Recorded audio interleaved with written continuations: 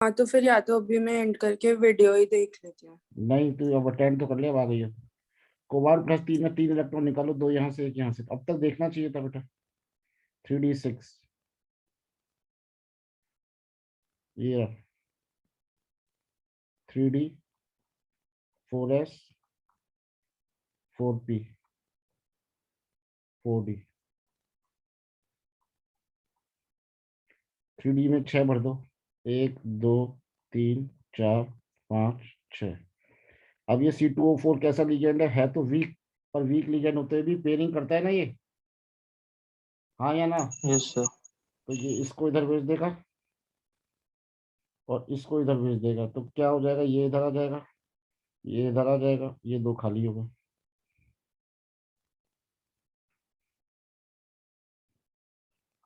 अब ऑक्सिलेट 3 है ना, तो 3 बार लिख दो। एक ऑक्सिलेट बाइडेंटेट है तो एक के 2 दांत हैं, एक ऑक्सिलेट बाइडेंटेट है, हर एक के 2 दांत हैं, तो 2 ऑर्बिटल में भेजेगा इलेक्ट्रॉन। तो कौन कौन से में गया, डी में 2 में गया, एस के 1 में गया, और पी के 3 में गया, D2sp3 ऑक्टाहेड्रल। सारे पेड़ है तो डायामैग्नेटिक, लिख लो।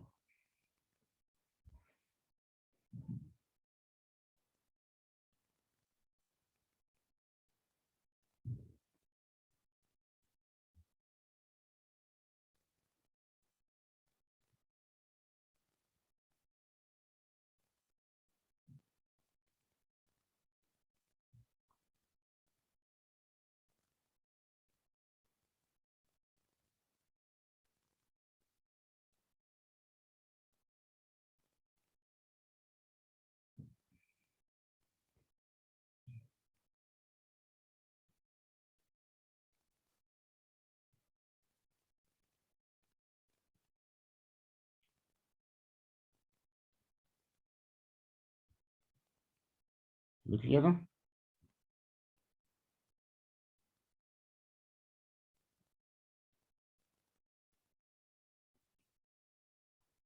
अब एक एक्सेप्शन, एक चीज देखो बेटा, अब आप लोगों को एक चीज देखो कि sp3d2 और D2sp3 में क्या डिफरेंस है। जब डी बाहर वाला आ जाता है ना, तो इसे कहते हैं आउटर ऑर्बिटल कॉम्प्लेक्स,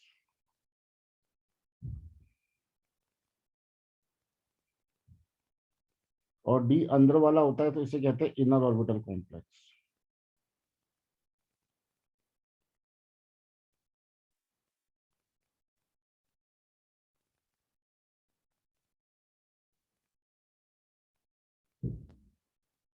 ये पैरामैग्नेटिक होता है, ये डायामैग्नेटिक होता है।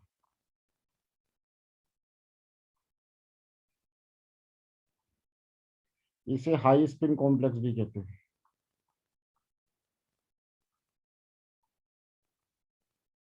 इसे लो स्पिन कॉम्प्लेक्स भी कहते हैं। ये लिखो।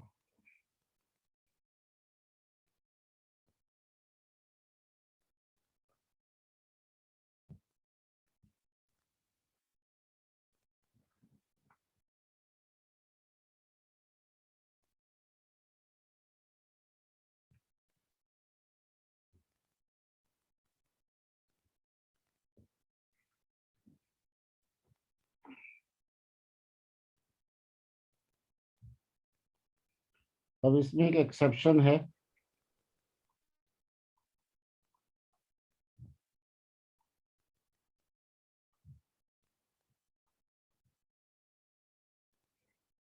इसकी हाइड्रोडेंसिटी निकालते हैं कॉपर अमोनिया 4+2 की।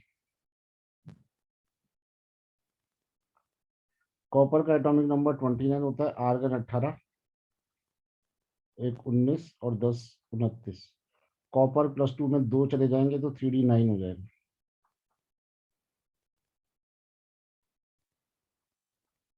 3d 4s 4p 4d 3d9, 1 2 3 4 5 6 7 8 9। कितने लिगेंड्स है, कितने अमोनिया के हैं लिगेंड्स यहाँ पे बोलो? फोर। हाँ, तो ये हाइब्रिडाइजेशन आनी चाहिए, इधर इधर इधर इधर, यानी कि sp3। पर इसकी sp3 नहीं आती, ये एक इलेक्ट्रॉन इधर से इधर चला जाता है, ये बस रटना पड़ेगा। तो अमोनिया एक्चुअली यहाँ से भरना शुरू कर देता है, क्योंकि ये इलेक्ट्रॉन तो यहाँ पे है, तो ये अमोनिया आप हटा दो। तो कौन सी आई हाइब्रिडेशन, DsP2 आई ना।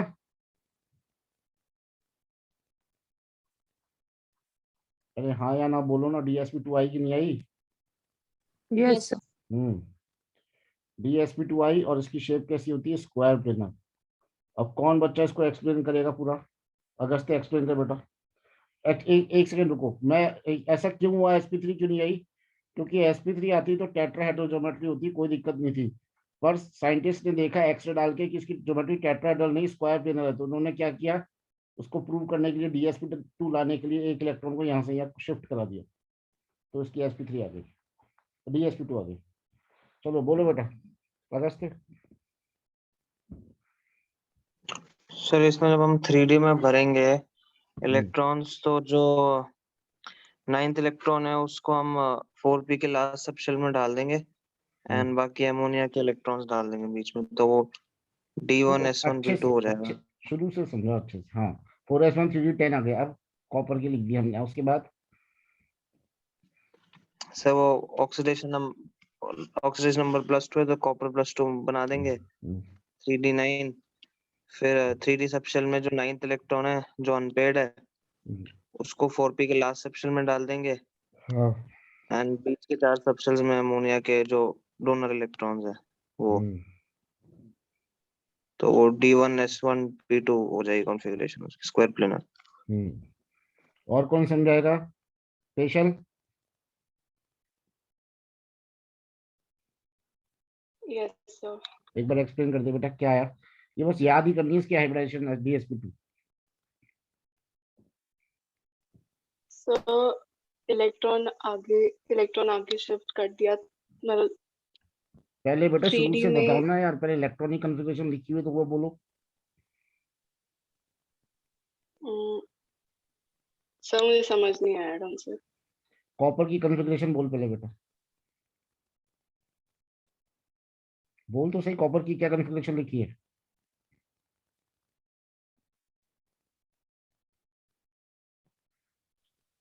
4s1 3d10 वेरी गुड, और फिर ऑक्सीडेशन नंबर कितना है कॉपर का। +2। तो कितनी हो गई कॉन्फ़िगरेशन। नहीं। हाँ, +2 आया ना। हाँ हाँ। तो कॉन्फ़िगरेशन कितनी हो गई फिर। 3d9। फिर डी में 9 इलेक्ट्रॉन भर दिए, उसके बाद 4 हाँ, अमोनियम के इलेक्ट्रॉन देगा, तो sp3 आनी चाहिए, पर होता क्या है फिर, वो स्क्वायर प्लेनर होता है तो sp2 होनी चाहिए। DsP2 नहीं चाहिए, तो एक इलेक्ट्रॉन क्या होता है 3D से कूद के शिफ्ट हो जाता है कहाँ पे, 3d से sp और उसमें 3D से कहाँ चला जाता है, 4। 4p में। हाँ, 4B में, तो DsP2 हाइब्रिडाइजेशन हो जाती है और ज्योमेट्री हो जाती है स्क्वायर प्लेन। ठीक है, अगला देखें। सर D2sp3 की क्या होती है शेप? ऑक्टाहेड्रल। ओके। ठीक है, अब अगला देखो। सर हाँ, सर ऐसा कॉपर सिर्फ अमोनिया के साथ करता है या सब में करेगा? कॉपर करता है अमोनिया के साथ ही, यही एक एक्सेप्शन है, Cr है, सॉरी, क्रोमियम,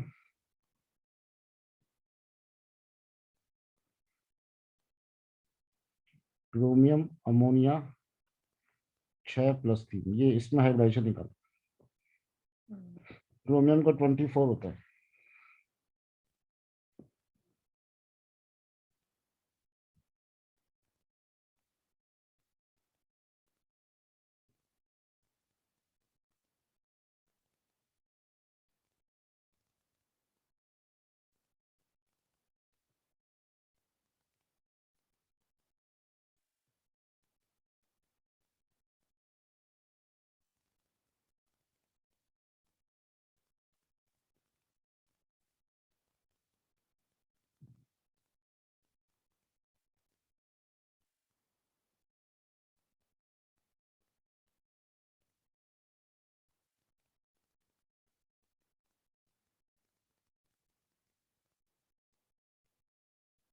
सर 24 होता है ना क्रोमो का एटॉमिक नंबर?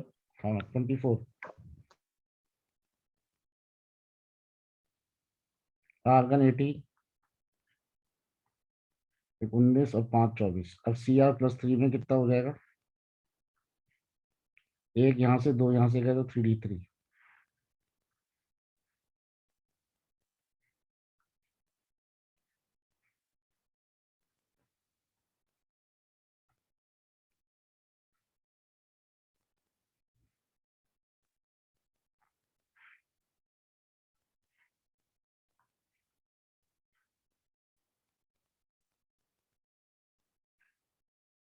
अब 3 इलेक्ट्रॉन भर दिए मैंने, 1 2 3।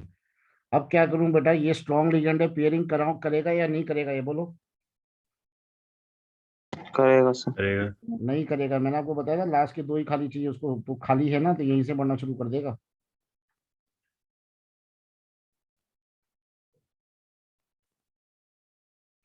D2sp3 आ गया। ये कैसा होता है D2sp3? इनर ऑर्बिटल कॉम्प्लेक्स या outer orbital complex? Inner. Inner orbital complex. और मैग्नेटिक मोमेंट कैसे निकालते हैं? डी ब्लॉक में निकाला था n×n+2, अनपेड इलेक्ट्रॉन डाल देंगे, n की जगह कितने यहाँ पे? 3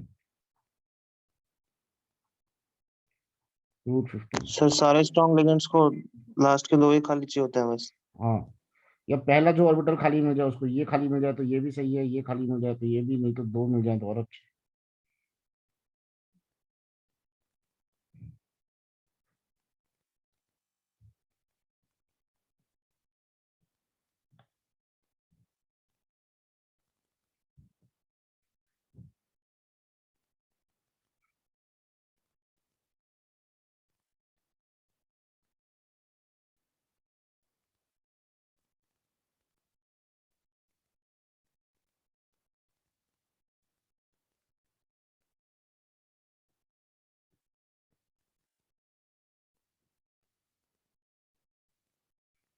राजवीर आए?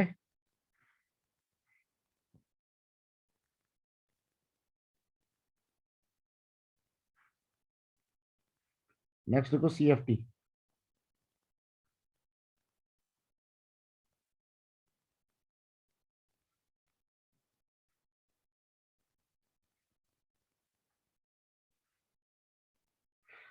और 1 मिनट सिर्फ देखना बोर्ड इस पे, लैपटॉप पे, ये लिख लिया ऊपर वाला? 1 मिनट सर रुक जाओ। लिख लो।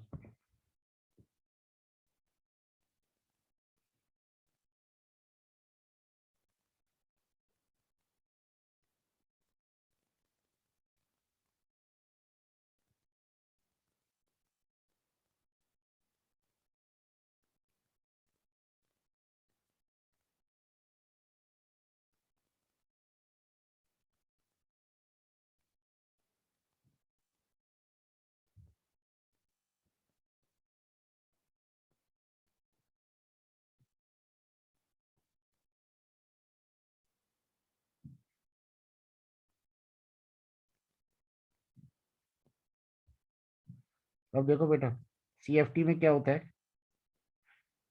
पेयरिंग क्यों करते हैं स्ट्रॉन्ग लिगेंड, वीक क्यों नहीं करते वो देखेंगे अपन। ये मेटल के d ऑर्बिटल हो गए 5। तो स्ट्रॉन्ग लिगेंड जब आता है, या लिगेंड स्ट्रॉन्ग हो चाहे वीक हो, जब आता है तो लिगेंड इन ऑर्बिटल्स को तोड़ देगा। कैसे तोड़ेगा? 3 एक तरफ हो जाएंगे, 2 एक तरफ हो जाएंगे। फिर से सुनना, लिगेंड जब आते हैं तो ये d ऑर्बिटल को तोड़ देते हैं, तो 3 एक साथ रह जाते हैं और 2 एक तरफ हो जाते हैं। 5 ऑर्बिटल है तो ढाई ढाई तो नहीं बन सकते, तो 3 2 बनते हैं। ये जो 3 होते हैं इसको T2g ऑर्बिटल कहते हैं, इन 2 को EG ऑर्बिटल कहते हैं।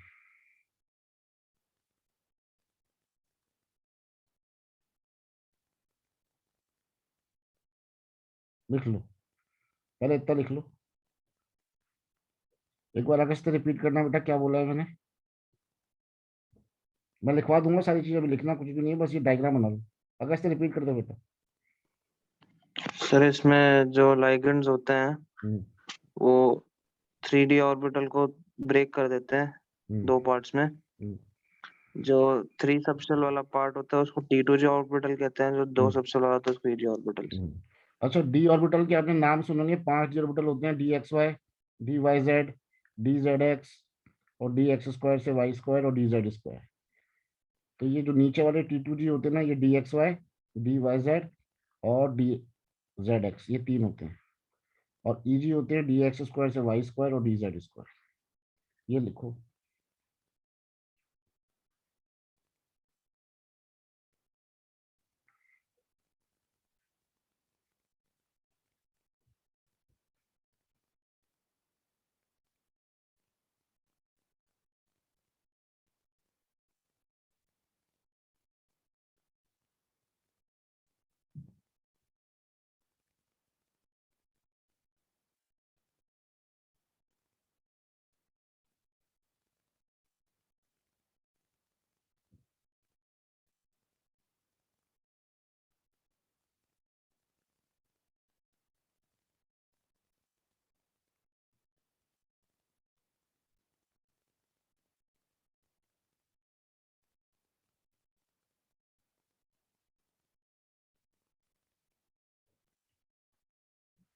ठीक है, इन दोनों में जो एनर्जी गैप आ जाता है, एनर्जी डिफरेंस हो गया नहीं हो गया इनमें,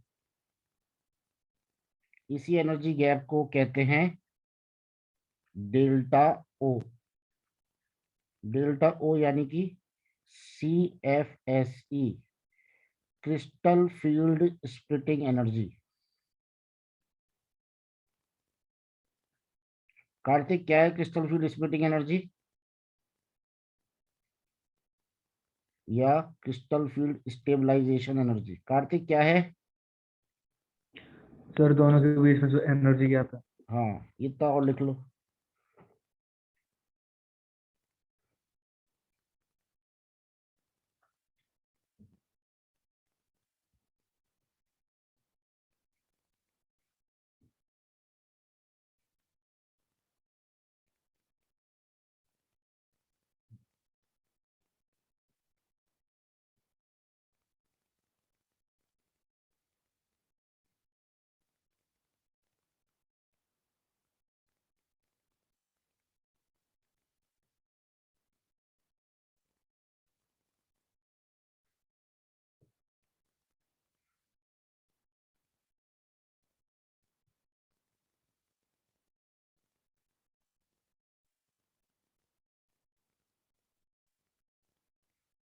ठीक है, ये जो एवरेज एनर्जी लेवल होता है, ये यही तो है एवरेज। T2G इस एवरेज एनर्जी लेवल से नीचे है, EG इस एनर्जी लेवल से ऊपर है। इस एवरेज एनर्जी लेवल को बेरी सेंटर कहते हैं। सारा है क्या? सारा यस सर। क्या हुआ बेटा? शुरू से बोल, ये 3D ऑर्बिटल थे मेटल्स के, वो लिगैंड के इलेक्ट्रॉन के रिपल्शन से क्या हो गए? स्प्लिट हो गए, टूट गए। हाँ सर। तो T2G उस एवरेज एनर्जी लेवल से, क्या सर? T2G ऑर्बिटल कहाँ चले गए और EG कहाँ चले गए? अरे बेटा नहीं बोल, समझ। T2G ऑर्बिटल्स कहाँ चले गए? ऊपर चले गए, नीचे चले गए? नीचे। हाँ, और EG ऑर्बिटल्स ऊपर। तो पूरा बोलती जाना, पूरा एक्सप्लेन कर आगे। सर अब वापस समझाओ एक बार। मैं नहीं समझा रहा, तू पहले क्या फोन पे क्या आ रहा है, तेरी तो आवाजें आ रही है। फरहान एक बार समझा बेटा पूरा। सर लाइगैंड के रिपल्शन की वजह से 3D ऑर्बिटल दो पार्ट में बढ़ जाता है, एक तो EG और एक T2G। दोनों के बीच में एक बैरी सेंटर होता है, बैरी सेंटर के ऊपर तो EG ऑर्बिटल होता है, नीचे T2G। और दोनों में जो एनर्जी गैप होता है उसको CFSE कहते हैं, क्रिस्टल फील्ड स्प्लिटिंग एनर्जी। अब बता सारा। सर बोल। लाइगेंड्स की वजह से 3D ऑर्बिटल पार्ट्स में डिवाइड हो जाता है हम्म, और एनर्जी गैप को क्रिस्टल फील्ड स्प्लिटिंग एनर्जी कहते हैं या फिर क्रिस्टल फील्ड स्टेबलाइजिंग एनर्जी कहते हैं। हम्म, और EG ऑर्बिटल ऊपर चला जाता है, हम्म, T2G ऑर्बिटल नीचे चला जाता है। Very good. अब ये जो EG ऑर्बिटल है ना, ये जो एनर्जी है इतनी ऊपर की, ये होती है 3/5 ऑफ डेल्टा ओ, और नीचे वाली होती है 2/5 ऑफ डेल्टा ओ। बस इतना सा और लिख लो।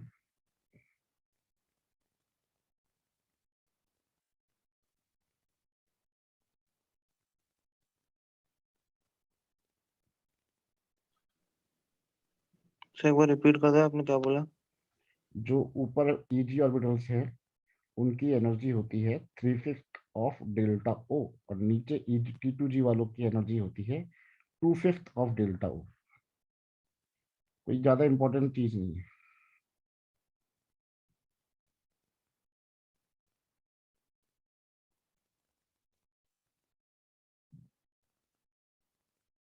लिख लिया?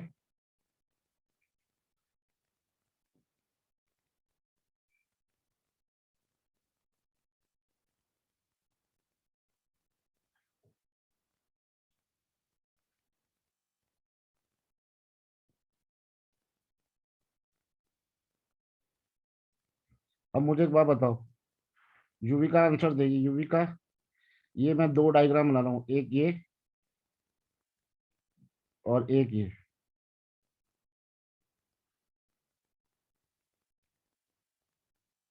बोलो किसमें लिगेंड वीक होगा और किसमें स्ट्रांग होगा? इसमें वीक है या इसमें वीक है? ज्यादा रिपल्शन किसमें हुआ है? झलक और युविका बोलो। स्पेशल बोलते नहीं हो तुम। सर वीक पहले वाले में। ये वीक लिगेंड है और ये स्ट्रांग लिगेंड है। क्यों स्ट्रांग लिगेंड है? ज्यादा जोर से लात मारी, दूर हो गए तुम। ठीक है, बात क्लियर हो गई? तो ये डायग्राम ही बना लो। अब मैं आपको एक चीज बताऊंगा कि ये T2G ऑर्बिटल्स नीचे क्यों रह गए और EG ऑर्बिटल्स ऊपर क्यों चले गए। DXY DYZ नीचे क्यों रह गए? इनको कम जोर से लात क्यों पड़ी तो नीचे रह गए। DX² Y² DZ² को इतनी जोर से लात पड़ी, ऊपर क्यों चले गए? ये मैं आपको बताऊंगा।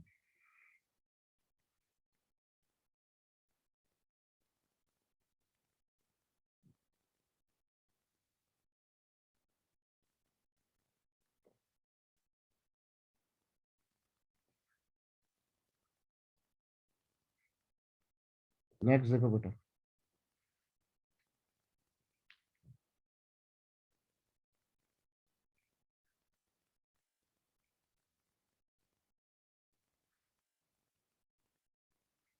ये है DXY,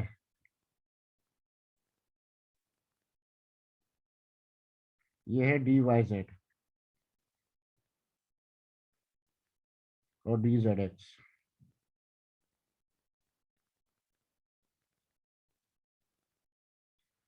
फिर है DX² से Y²,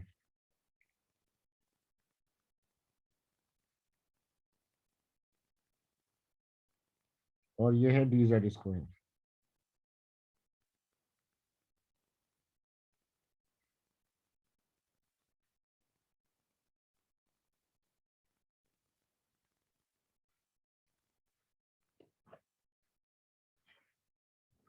पहले एक बार साइड में ये बना लो, फिर समझाता हूँ तुम्हें।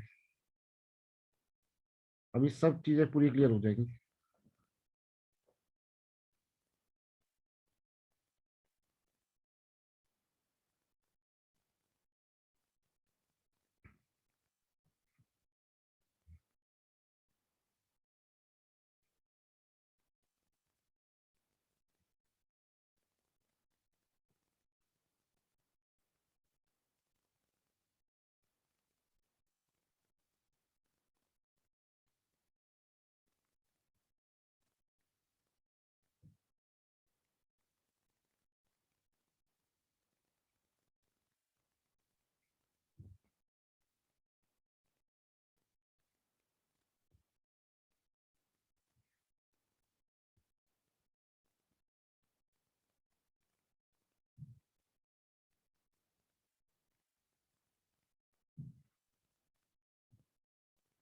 लिख लिया?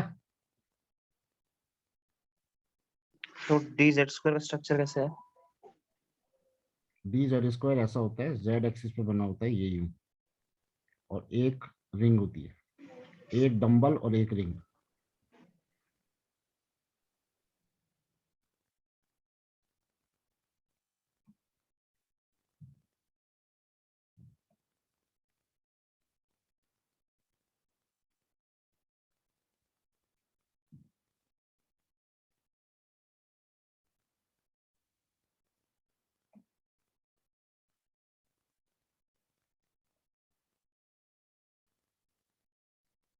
लिख लिया?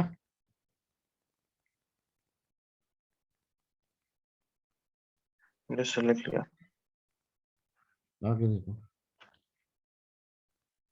अब आप एक बात बताओ मुझे कि अगर कोई लिगेंड यहां से आया, देखना ऊपर से, ये मैं बना रहा हूँ, ये यहां से आएगा तो यहाँ इलेक्ट्रॉन पड़े, इनको ज्यादा जोर से रिपेल करेगा, या यहाँ से आया तो D X square Y square और डी जेड स्क्वायर को ज्यादा रिपल्शन सफर करना पड़ेगा? ज्यादा रिपल्शन कौन सफर करेगा बोलो? ये तीनों करेंगे जब यहाँ से आएगा लिगेंड, यहाँ से आएगा, या ये दोनों सफर करेंगे? बोलो। सर ऊपर सर के फर्स्ट तीन। 3। फिर से देखना डायग्राम में, तो मैं अलग से बना के दिखाता हूँ, रुको एक सेकंड। ये ऑर्बिटल है, इस ऑर्बिटल में इलेक्ट्रॉन्स पड़े हैं, ये लिगेंड्स यहाँ से आ रहे हैं, एक ऑर्बिटल ये है और लिगेंड यहाँ से आ रहा है। कहाँ रिपल्शन ज्यादा होगा, इन इलेक्ट्रॉन को, ब्लू वालों को या पिंक वालों को? ब्लू वालों। ब्लू वालों को, क्योंकि एकदम सामने आ गया ना यार, ये तो थोड़े साइड में हो गए ना, ये तो एकदम सामने है। Yes sir. सारा समझ में आया क्या? हाँ सर। बता किसको ज्यादा रिपल्शन सफर करना पड़ेगा, इन तीनों को या नीचे वाले दो को? नीचे वाले दो। Very good. क्यों? सर क्योंकि सामने आ गए सामने आ गए इसलिए। तो D H square Y square D Z square की ज्योमेट्री ऐसे है जिसकी वजह से ज्यादा रिपल्शन सफर कर रहे हैं, इसलिए ये दोनों ज्यादा जोर से लात खाते हैं, इसलिए ऊपर चले जाते हैं, इनकी एनर्जी ज्यादा हो जाती है। टी टू जी कम लात खा रहे हैं ये तीनों, तो नीचे रह जाते हैं। ये बात क्लियर हुई, हाँ या ना? सारा एक्सप्लेन कर दिया? यस हाँ, अगस्त से एक्सप्लेन कर दो कि टी टू जी नीचे क्यों रह गए, ईजी ऊपर क्यों चले गए? सर, वो ईजी ऊपर इसलिए चलेगा क्योंकि उनका जो स्ट्रक्चर है हम्म उससे जब वो ज्यादा रिपल्शन फेस करते हैं, क्योंकि वो डायरेक्ट आगे आ जाता है, हम्म। इसलिए वो ऊपर चले जाते हैं, एंड वो वाले और कम करते हैं तो नीचे चले जाते हैं। हाँ, अब मुझे एक बात बताओ, चलो ये अभी मैं सारा लिखा दूंगा, अभी डायग्राम बना लिया सबने यहाँ तक?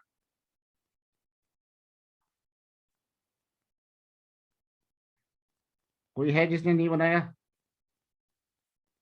अब मेरी बात ध्यान से सुनो, ये डेल्टा ओ है, ये वो एनर्जी है जो हमें मिली है। अब एक बात तुम मुझे बताओ, तुम्हारे पास 5,000 रुपए हैं, कितने रुपए हैं? 5,000। तो तुम 7,000 का मोबाइल ले पाओगे क्या मार्केट से? नहीं ले पाओगे ना? और 4,000 का मोबाइल ले लोगे ना? हाँ या ना? Yes sir. सर। हाँ, तो डेल्टा एक एनर्जी होती है पी या पाई, जिसको कहते हैं पेयरिंग एनर्जी। क्या कहते हैं इसको? Pairing energy. पेयरिंग एनर्जी का मतलब होता है energy required to do pairing, energy required to do pairing of electrons. Electron pairing के लिए एनर्जी जो चाहिए, ठीक है? डेल्टा ओ यहाँ ज्यादा है या कम है, ये बताओ। ये कम है ना डेल्टा ओ, और यहाँ डेल्टा ओ ज्यादा है, हाँ या ना? यस हाँ sir. Sir. Delta O P से ज्यादा है, यहाँ डेल्टा ओ पी से कम है। अब पेयरिंग के लिए चाहिए एनर्जी ज्यादा और मिली कम है। मोबाइल है 7,000 का, मिला कम है। डेल्टा ओ वो एनर्जी जो हमें मिली है, और पी हमें चाहिए पेयरिंग के लिए, रिक्वायर्ड फॉर पेयरिंग। पी वो एनर्जी है जो चाहिए और मिली कम है, तो पेयरिंग होगी क्या? पेयरिंग होगी क्या? No sir. No pairing. नहीं होगा। क्यों नहीं हुई पेयरिंग? क्योंकि चाहिए हमें ज्यादा और मिली कम है। यहाँ स्ट्रॉन्ग लिगेंड में पेयरिंग हो जाएगी, पेयरिंग अकर्स। क्यों हो जाएगी पेयरिंग? क्योंकि मिली हमें ज्यादा है और चाहिए कम। क्लियर हुई बात? Yes sir. हाँ, अब पहले ये लिख लो, फिर आगे पूरी थ्योरी लिखा देता हूँ।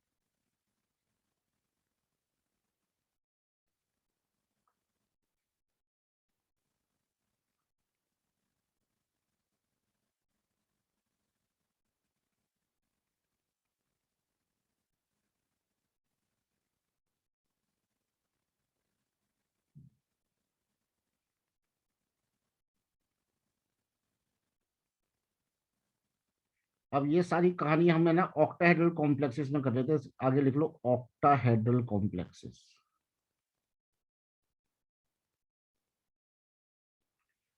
इसलिए यहाँ पे डेल्टा के बाद ओ लगा दिया, ओ का मतलब ऑक्टाहेड्रल कॉम्प्लेक्सेस का ओ।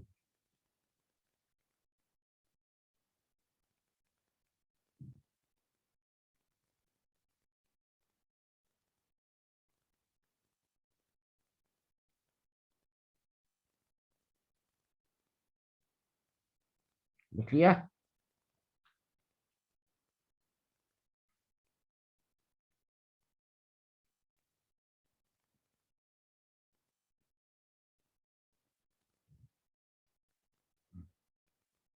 लिख लिया? एक Yes, minute sir.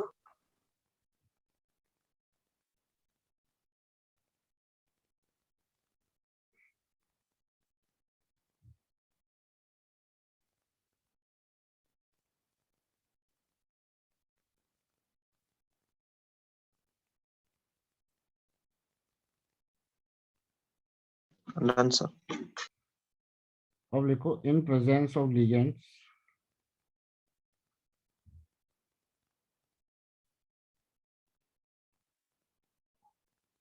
splitting of d orbitals of matter take place.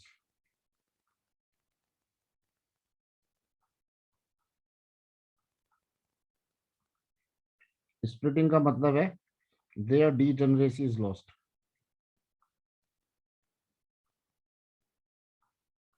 Degeneracy का मतलब होता है, डीजेनरेट ऑर्बिटल वो होते हैं जिनकी एनर्जी सेम होती है। अब 3 नीचे रह गए, 2 ऊपर चले गए तो एनर्जी सेम नहीं रही। पहले पांचों एक ही लेवल पे थे, एनर्जी सेम थी, अब एनर्जी सेम नहीं रही, देयर डीजेनरेसी इज लॉस्ट।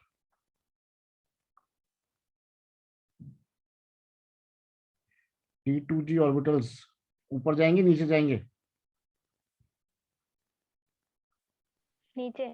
नीचे जाएंगे। Suffer lesser energy, suffer lesser repulsion,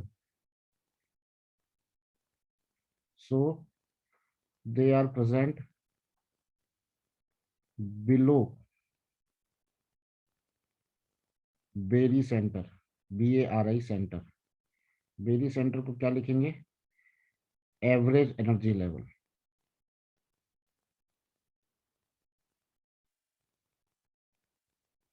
average energy level, average energy level.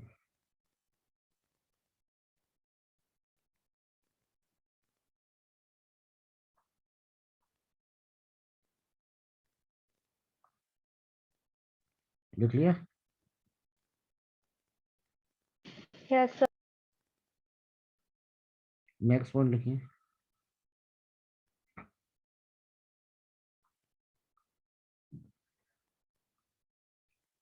EG orbitals suffer more repulsion,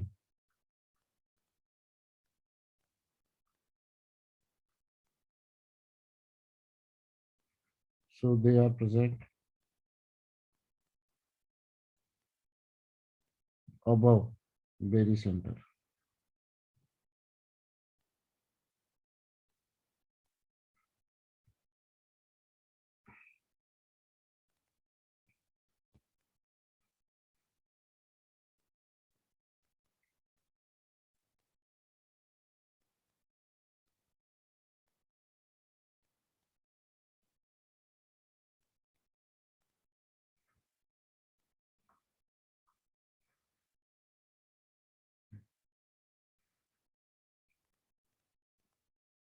The energy gap, next point,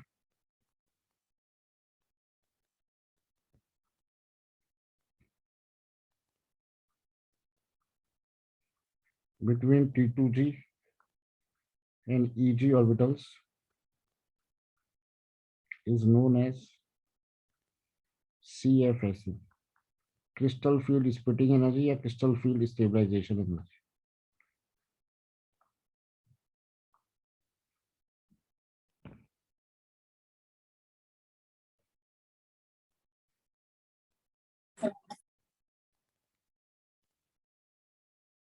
delta O, O का मतलब होता है octahedral. CFSE का full form लिख ही लोगे।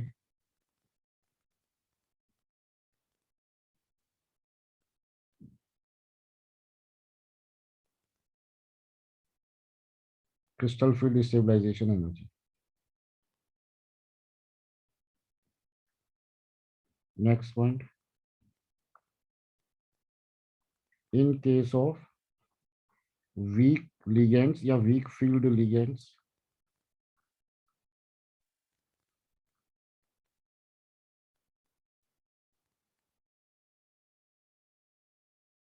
delta O is more than pairing energy, so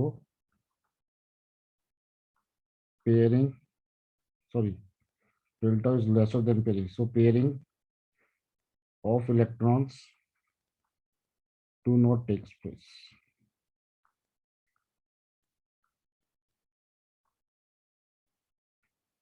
In case of strong field ligands, delta O is more than pairing energy, so pairing of electrons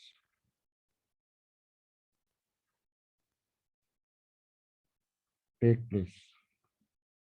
Your pairing of electrons occur. ठीक है?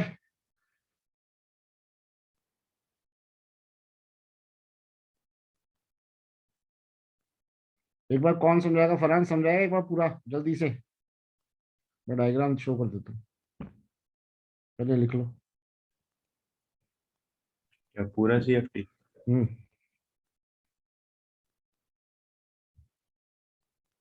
CFT में ये होता है कि 3D orbital दो हिस्सों में बढ़ जाता है, एक तो EG ऑर्बिटल और एक T2G ऑर्बिटल। इन दोनों ऑर्बिटल के बीच में एक बैरी सेंटर होता है जो एवरेज एनर्जी होती है, और इसी एनर्जी को कहते हैं CFSE, crystal field splitting energy.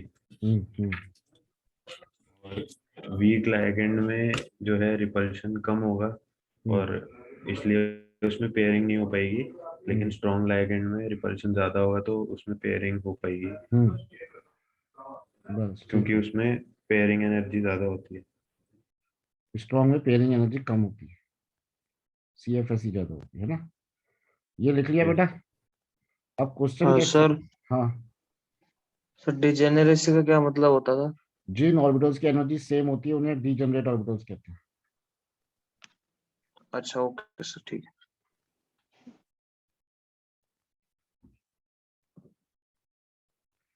अब देखो बेटा, आगे बढ़ रहे हैं। अब इस पर क्वेश्चन कैसे आएगा? बहुत आसान क्वेश्चन आता है, मैं करा रहा हूँ, बस वो देख लो। ये सब आता नहीं है, बस समझने के लिए जरूरी है। आएगा कैसे? राइट कॉन्फ़िगरेशन,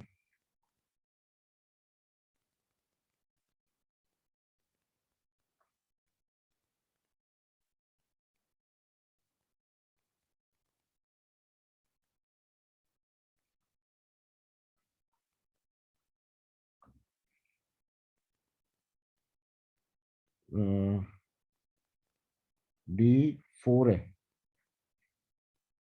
D4 को लिखना है, नंबर 1 केस अगर डेल्टा ओ पी से ज्यादा है, नंबर 2 है डेल्टा ओ पी से कम है। तो कैसे लिखते हैं मैं बता रहा हूँ बेटा, बस एक बार में आंसर देख लेना, क्लियर हो जाएगा। पहले आप ये D4 है, डी में कितने ऑर्बिटल होते हैं? 5, तो ऐसे बना लो T2G और EG बना लो ऊपर और T2G बना लो नीचे। सही है ये? सही है? Yes sir. अब देखो बेटा इसको कैसे करना है, बहुत आसान है, बहुत आसान है। डी में 4 इलेक्ट्रॉन भरने हैं, 1 2 3 4। अगर ये वीक लिगेंड है तो पेयरिंग करता है क्या? वीक लिगेंड पेयरिंग करता है क्या? No sir. नहीं करता ना, नहीं करता ना, तो ऐसा ही रहेगा, ये इलेक्ट्रॉन ऊपर ही रहेगा, यानी कि इसमें डेल्टा ओ कम है और पी ज्यादा है। पर अगर स्ट्रॉन्ग लिगेंड है तो क्या करेगा? पेयरिंग कर देगा। पेयरिंग कर देगा तो कैसे बनाएंगे इलेक्ट्रॉन? पेयरिंग कर देगा तो कैसे बनाएंगे इलेक्ट्रॉन? 1 2 3 4, क्योंकि यहाँ पे डेल्टा ओ ज्यादा है पीछे, ऐसे ही बनाएंगे ना। Yes sir. हाँ, पेयरिंग कर देगा स्ट्रॉन्ग लिगेंड तो चारों एक ही ऑर्बिटल में आ जाएंगे, ऊपर से नीचे आ जाएगा इलेक्ट्रॉन, लास्ट के 2 खाली हो जाएंगे।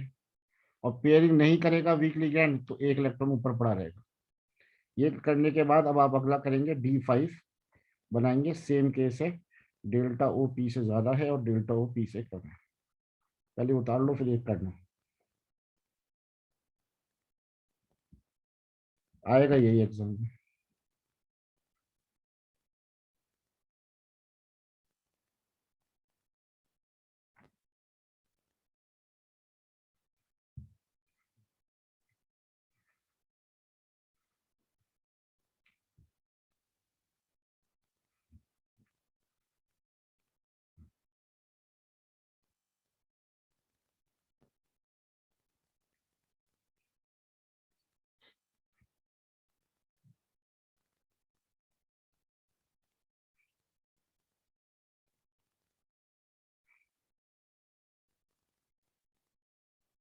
सर पहले इलेक्ट्रॉन्स 2 TG में भरेंगे ना?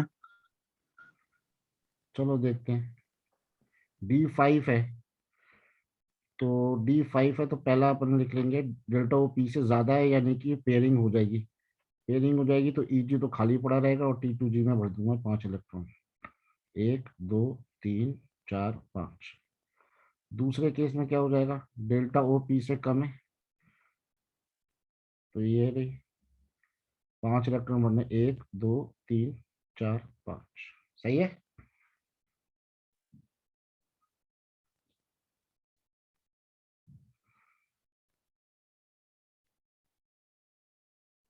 Yes sir.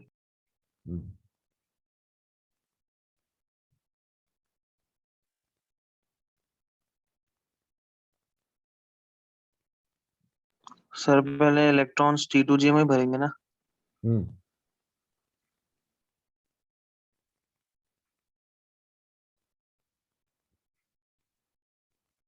अब एक क्वेश्चन और दे रहा हूं आपको।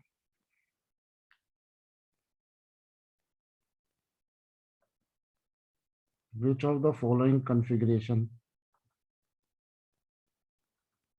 is correct for delta O greater than P for D4 configuration?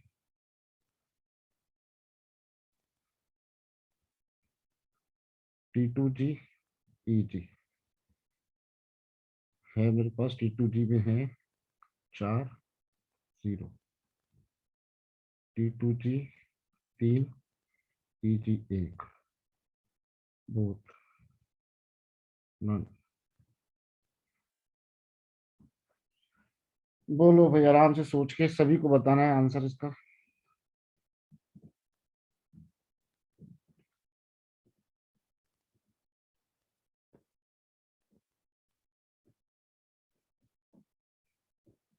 Antima, first second third fourth क्या ऑप्शन लग रहा है? Sir first. First. Aryan, Aryan Sirohi, Akanksha? Sir first. First. Hiren? Sir first. ठीक है। प्रिया, युविका, कार्तिक? प्रियांश कांडपाल? धैर्य? सर फर्स्ट लग। फर्स्ट। अमृता? फर्स्ट। फर्स्ट। बिल्कुल सही है, सबका फर्स्ट आंसर आएगा। क्यों आएगा फर्स्ट आंसर? क्योंकि ये डेल्टा वो पी से ज्यादा है तो D4 में पेयरिंग हो जाएगी, पेयरिंग हो जाएगी तो सारे नीचे ही रहेंगे। अब लिख लो बस केस 2। अब बोलो sir case sir 2। Delta O P से ज्यादा है तो पेयरिंग नहीं होनी चाहिए ना? यार मिली ज्यादा है, चाहिए कम। मिली ज्यादा है, मिले पैसे पापा ने 7,000 दे दिए, 5,000 ही चाहिए थे तो आ जाएगा ना mobile. Okay sir. Case 2 for tetrahedral complexes. ध्यान रख डेल्टा ओ ज्यादा है ना, डेल्टा ओ मिलता है अपन को, मिला है और चाहिए कम पेयरिंग एनर्जी तो पेयरिंग हो जाएगी। टेट्राहेड्रल कॉम्प्लेक्सेस में बस कुछ नहीं करना होता, हमें जस्ट कहानी उल्टी गानी है। देखिए ध्यान से, टेट्राहेड आज बेटा इसका होमवर्क कर लेना, जो दूंगा कल ये टॉपिक खत्म हो जाएगा। ये है मेटल के डी ऑर्बिटल, वो चैप्टर ही खत्म हो जाएगा। ये टूटता कैसे है टेट्राहेड्रल कॉम्प्लेक्सेस में? उल्टा, यानी कि इसमें T2G ऊपर चले जाते हैं और EG नीचे आ जाते हैं। ये एनर्जी गैप जो होता है उसको क्या बोलते हैं? उसको डेल्टा टी कहते हैं। ये एवरेज एनर्जी लेवल है, इसे बेरी सेंटर कहते हैं, पहले वाले की जैसे बस। ये जो एनर्जी होती है ऊपर, ये होती है 2/5 ऑफ डेल्टा टी, नीचे 3 वालों में 3/5 ऑफ डेल्टा टी। बस इतना सा है टेट्राहेड्रल, कुछ नया नहीं है।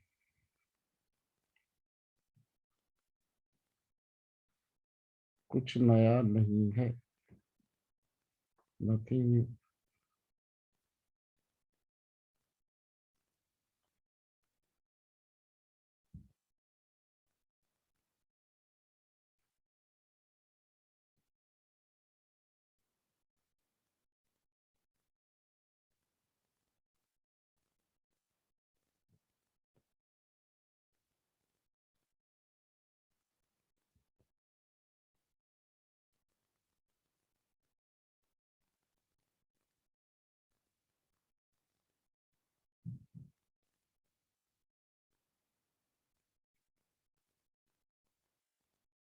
देख लिया? Yes, sir. तो बेटा ये आपका है CFT का खेल खत्म।